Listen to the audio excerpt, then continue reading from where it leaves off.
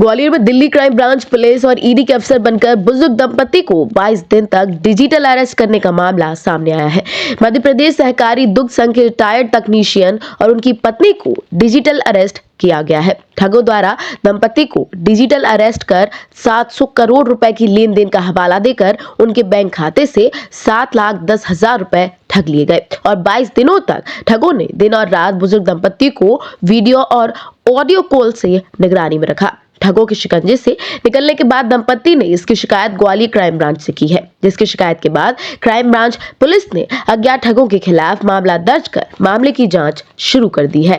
पत्रिका वालों का आया था तो उठाया ही नहीं हम लोगों ने। क्या नाम है आपका? अवनेशन मदनावत। अजय जी, क्या पूरी मामला हुआ था, किस तरह की शिकायत की आपने? ये 9 तारीख से हमको जो है इन्होंने डिजिटल अरेस्ट कर रखा था।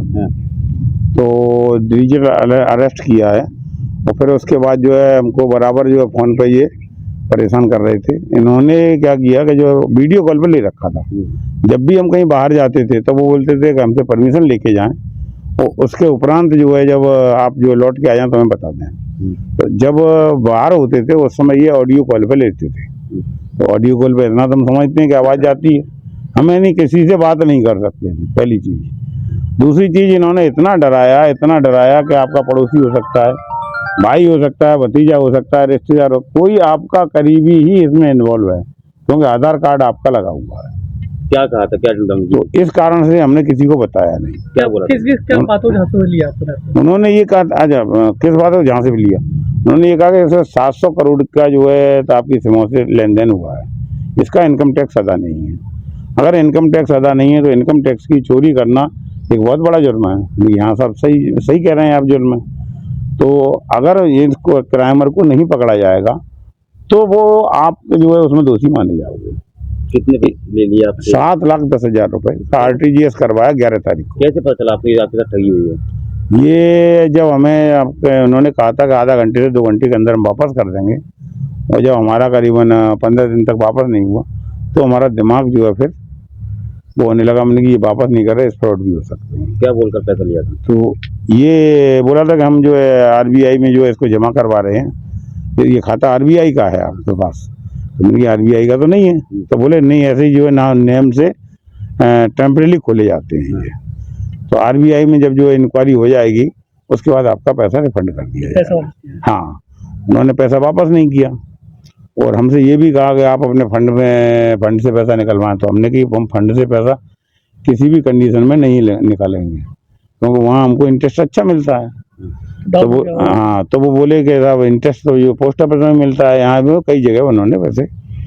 तो मैंने फिर जो है ज़बरदस्ती उन्होंने जैसे 8-10 दिन बाद फिर फ़ोन आया, बोले आपने कार्रवाई नहीं करी, नहीं तो अब तक आपका केस निपट गया होता अगर फंड का पैसा आपने जो निकाल लिया होता।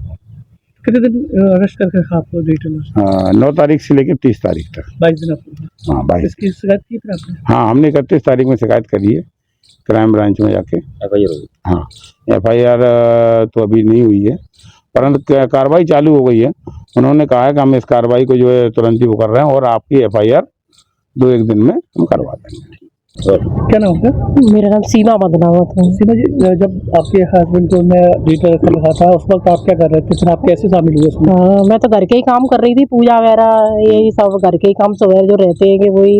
तो मैं आई तब तक ये दोनों फ़ोन हमारे वीडियो कॉल पे ले रखे थे, उन्होंने मेरा भी और इनका भी ले रखा था। फिर हमको भी बिठा लिया, फिर ऐसे बात कहे तो हम तो समझ रहे हैं सरकारी यही कार्रवाई है ये पूरी।